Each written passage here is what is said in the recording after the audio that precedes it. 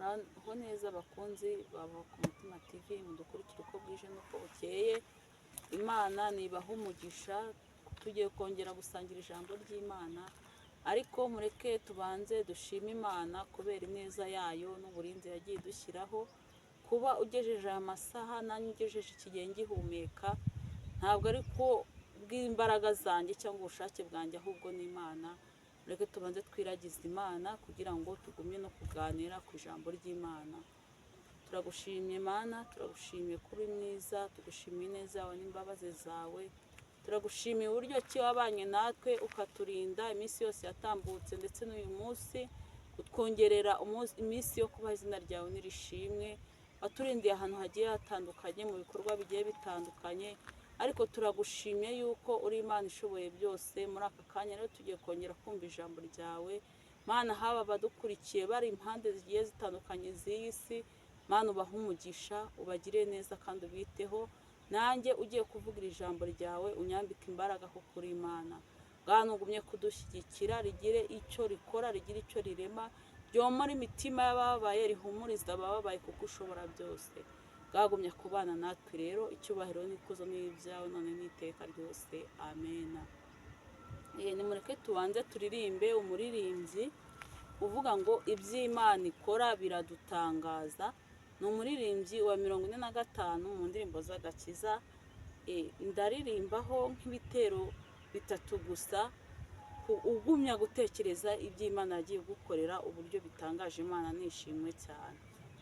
Iby'Imana ikora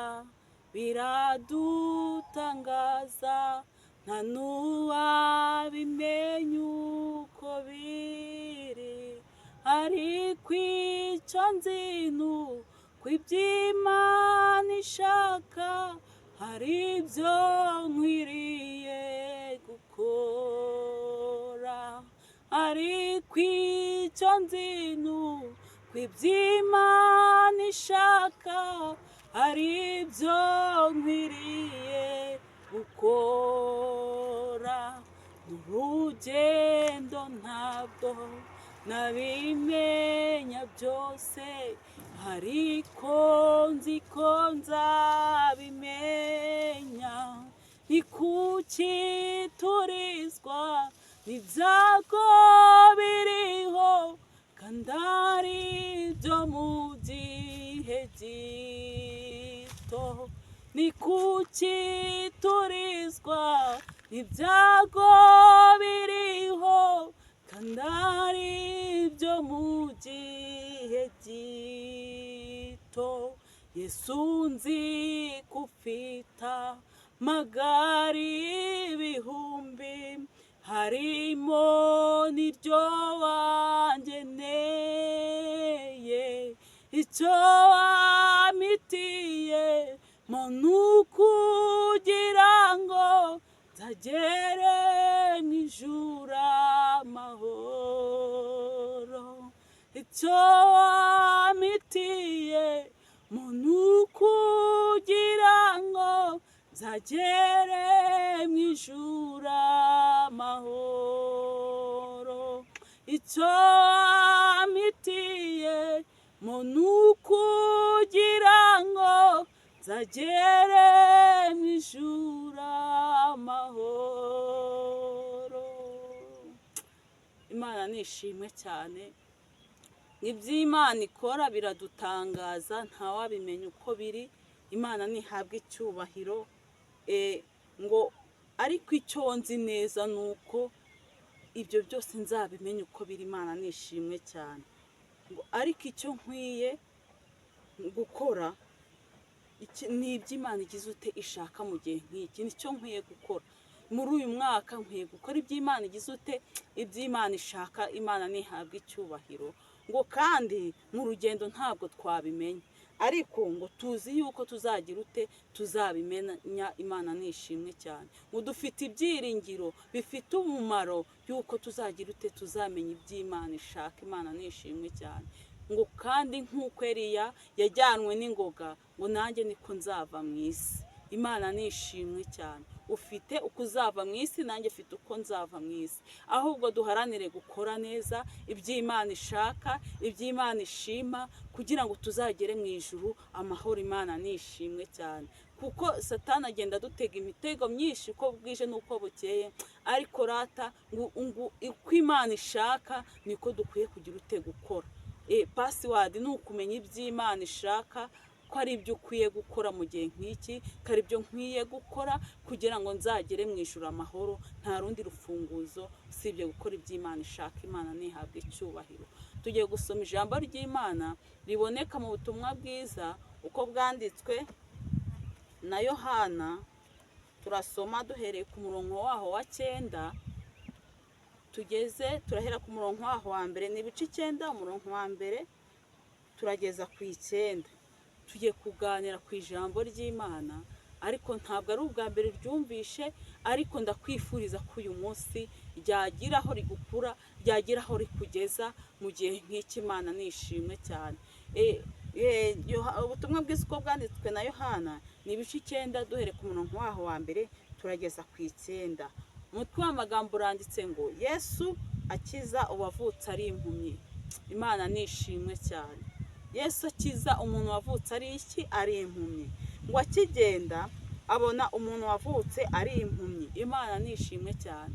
Ngo abigishwa baramubaza bati, mwigisha, ninde wakoze icyaha, n'uyu cyangwa n'ababyeyi be, ko yavutse ari impumyi? Imana nishimwe cyane. Ngo Yesu akigenda ari kumwe n'abigishwa be ahura n'umuntu wavutse ari impumyi. Ntiyarebaga, ntiyamenyaga uwatambutse, ntiyamenya umuciyeho, uwamugiraga neza, uwamuvugaga nabi. Ntabwo yashoboraga kureba iki? Isura ye.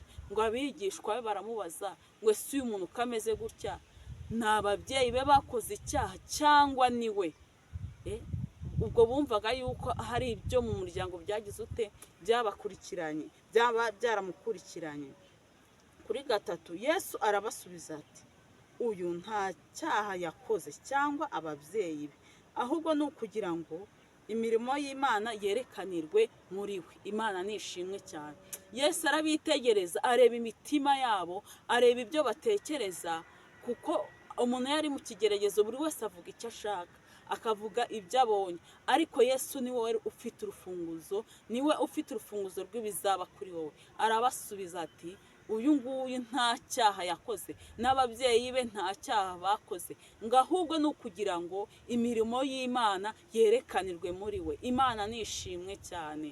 Ngo ahubwo ni ukugira ngo iby'Imana ikora bibashe gutangaza benshi biciye mu bintu bigiye bitandukanye. Tugiye kuri 4 haranditse ngo nkwiriye gukora imirimo y'uwantumye hakiri ku manywa. Bugiye kwira ni igihe umuntu atakibasha gukora. Imana nishimwe cyane. Yesu aravuga ngo nkwiriye gukora umurimo w'uwantumye hakiri ku manywa, kuko ngo bugiye kwira aho umuntu atazabasha kugira ute? Kuba yakora, aho umuntu atazabasha kuba yafasha abakene, aho umuntu atazabasha kuba yagemurira abarwayi, aho umuntu atazaba yabasha gufasha imfubyi. Ngo bugiye kwira. Imana nishimwe cyane. Kuri 5 haho ngo nkiri mu isi ndi umucyo w'isi. Nkiri mu isi ndi umucyo w'isi.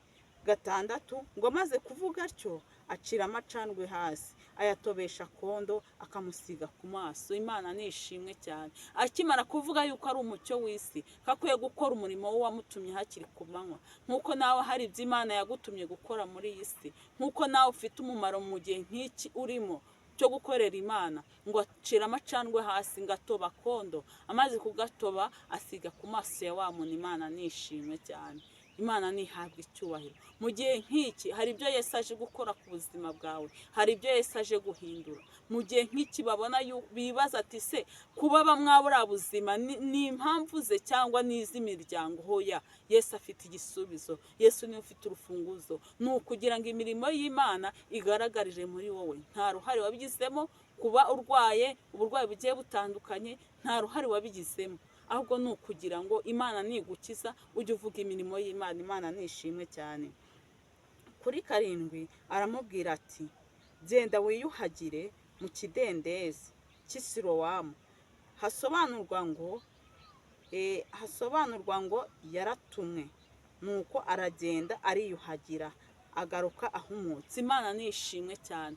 Urumva akimara kumusiga ibyo byondo amaso yabaye nk'aho agize uteya, mu maso he harandura. Aramubwira ati genda wiyuhagire mu kidendezi cyitwa Silowamu. Aragenda ariyuhagira. Imana nishimwe cyane. Ku munani, abaturanyi be n'abamubonaga kera ahora asabiriza barabazanya bati uyu se niwe wicaraga asabiriza? Imana nishimwe cyane ngo akimara kwiyuhagira, akimara kureka bya byaha, akimara kureka ingeso mbi, ngo akimara kwiyuhagira ngo aza yagize ute yahumutse. Imana nishimwe cyane, aza yahindutse icyaremwe gishya. Ngo abaturanyi be bamubonye n'abamucagaho bose, abajyaga mu isoko bamucagaho, abajyaga he bamucagaho, baribaza bati se uyu niwe? Imana nishimwe cyane. Hari ikintu Imana ikora ku buzima bwawe bakajya bibaza ati ariko se uriya ni runaka, urase niwe twari tuzi no kwishyura ubukode byaramunaniye, niwe twari tuzi se wajyaga gushaka bikanga, ejo waterese ati ntabwo byakunda, atariko turi kubona agize ute asa nawe. Kwari ukugira ngo imirimo y'Imana yerekanirwe muri wowe, wikiheba wikiganyira. Haba hari umugambi w'Imana. Imana yo iba yarapanze ubuzima bwawe uzacamo kugira ngo imirimo yayo yerekanirwe muri wowe. Ku 9, bamwe bati niwe, abandi bati siwe, icyakora asa nawe. Imana nishimwe cyane. Imana yigukuye ahantu runaka, bamwe barabaza ati ese uriya niwe twari tuzi? Ese uriya niwe usigaye bimeze gutya? Niwe uri gukora bikemera? Bamwe bakabona ahari isura yarahindutse, bakabona warahindutse, ariko bamwe baba bagishishoza akavuga ati turabona asa nawe. Imana nishimwe cyane. Hari igihe ushobora guhura n'ikigeragezo cy'uburwayi, ukarwara ku buryo n'imiryango yakuvaho, n'inshuti, nk'uko Yobu yageragejwe, inshuti zikamuvaho, kugera ubwo n'umugore wamubwira ati wakihakanye iyo Mana yawe ukipfira. Ariko ngo Yobu yanga kwihakana Imana. Nibwo rero Yobu igihe cye cyarageze, ibintu bye biragarurwa. Nibwo rero n'uyu murwayi ngo yaje kugeraho abantu bamubonye ariko se asa nawe, wandi wahora gusabiriza, wa wundi utabonaga none bari kubona, wa wundi wasabaga ifuti nayo kujyana mu kazi yayabuze. Ariko bamwe baravuga ati turabona asa nawe, abandi bati siwe. Reka twumve ku 9. Niho hahumuriza umuntu. Ukwiye kwihamiriza ukavuga ati ninjye, ni njyewe, ntabwo ari undi muntu, ni njyewe witwaga runaka, ni njyewe wakoraga gutya. Imana nishimwe cyane. Ku 9 be yaho haravuga ngo nawe arabasubiza ati ni njyewe. Imana nishimwe cyane. Igihe Imana iguhaye icyo kuvuga, ujye ubwira abantu, ubyurutse umutima, ubabwira ati burya ni njyewe cyagiye wari warabuze urubyaro, maze imyaka igera ku 8, maze imyaka 5, maze imyaka 10, byanarivuje byaranze, ariko mpuye na Yesu atoba utwondo asiga ahari mu nda yanjye, inda yanjye irazibuka ndabyara. Ni njyewe burya cyagiye twahuraga, wahoraga urira ati Imana nk'umwana, ni njyewe. Imana nishimwe cyane. Ibiganza bya Yesu biracyakora, amaboko yaracyakora, iby'Imana ikora bigenda bitangaza abantu. Imana nishimwe cyane. Mu gihe nk'iki ngiki aho Imana yabaye iguteretse, ujye uvuga ati ni njyewe burya. Abantu ntibakwitiranya ati si niwe twari tuzi cya gihe uri mu byaha, ati ni njyewe. Ariko ubu ngubu ntabwo, uko natahaga nkarwana mu rugo ntabwo ariko bikimeze. Burya kwa kundi nanywaga nkibagirwa ntaho siko bikimeze. Yesu hari ikintu gishyashya yaremye mu buzima bwanjye. Yesu hari icyo yakoze, Yesu hari icyo yaremye ku buzima bwanjye. Imana nishimwe cyane. Ukavuga ati ni njye, ntabwo ari undi muntu. Ntimwibeshye ku mazina, ntimwibeshye ku isura, ni njyewe. Yesu yagize ute? Yatobye utwondo ashyira ku maso yanjye, yatobye utwondo agira icyo akora ku mibereho yanjye, agira icyo akora ku buzima bwanjye. Yesu yahinduye imibereho, Yesu yankuye mu bushomeri, Yesu yagize icyo akora. Imana nishimwe cyane. Ujye ubabwira ati burya ni njyewe, ntabwo ari undi muntu muri kureba, ntabwo ari umuvandimwe, ntabwo ari impanga yanjye, ahubwo ni njyewe ku giti cyanjye. Yesu yarahinduye. Imana nishimwe cyane. Mu gihe nk'iki, muri uyu mwaka, witegure iby'Imana ikora kuko bigutangaza. N'ibi yagiye ikora igenda igukorera uko bwije n'uko bukeye, kuba byonyine ukiriho ugihumeka, umwuka utari kugura n'igiceri cy'icumi, uvuga ati ku isaha ndishyura aya, ku kwezi nzishyura aya, cyangwa icyumweru, Imana ikabigutije umwuka. Hari abandi benshi cyane bari mu bitaro, barimo barongererwa umwuka, banishyura, ariko urimo urahumeka umwuka w'ubuntu. Jya ushima Imana uvuga ati Mana, hari icyo wakoze, kuba nkiriho hari icyo uzankorera, ugahindura ubuzima, ukagira icyo ukora. Niba warabashije gukiza umurwayi wari umaze imyaka ari imyaka 38 ari ku kidendezi, abandi amazi yarihindurizaga, nta muntu n'umwe wari umufite ugira ute umuterera mu mazi, ariko Yesu ahageze biremera, amazi atanihindurije, aramubwira ati korera uburiri bwawe ugira ute ugende. Imana nishimwe cyane. Rero ni ya Mana igikora. Tugire kwizera. Hari urugero rwinshi ndeba, niba ushobora kuba wafata ugiye nko mu kazi se, cyangwa ugiye ahandi hantu, ujye ugiye gutega moto, ntabwo uvuga ngo ndateguye umuntu kuko ntuba umuzi, yaba ari ubwa mbere agiye mu muhanda, yaba agiyemo inshuro zingahe, ntabwo uba ubizi, ariko ukicaraho ukavuga ati reka tugende, ukamugirira icyizere gusa yuko aho ugiye uri bugere y'iki amahoro. Imana nishimwe cyane. Ukagira icyizere mu modoka wicamo ukavuga ati ndagera aho ngera amahoro. Niko dukwiye no kugirira Imana icyizere yuko hari ibyo izakora, yuko hari ibyo izarema ku buzima bwacu, igahindura tukaba ibyaremwe bishya, tukavuga ibihamya ndetse n'imirimo ifatika Imana yagiye ikora.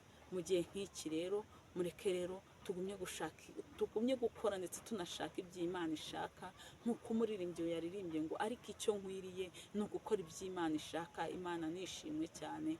Kandi hari ibyo Yesu aje guhindura ku buzima bwawe. Mu gihe nk'iki, bimwe ubona ko binaniranye, hamwe ubona yuko ubushomeri bwabaye ubushomeri, hamwe ubona yuko bitagikunze, ariko na nyuma ya zeru Imana ijya ibasha kugira ute gukora imirimo n'ibitangaza. Imana ibaha umugisha cyane, kandi Imana igumye guhindura ibyanze guhinduka, igumye kubahamiriza, kandi namwe muyihamye, mujye muvuga ko ari mwe. Nta soni biteye umuntu kuvuga ko ari we Imana, kuko ijya ihindura ubuzima. Imana mwishimye cyane. Murakoze. Imana igumye kubaha umugisha. Imana igumye kubarinda mu karama.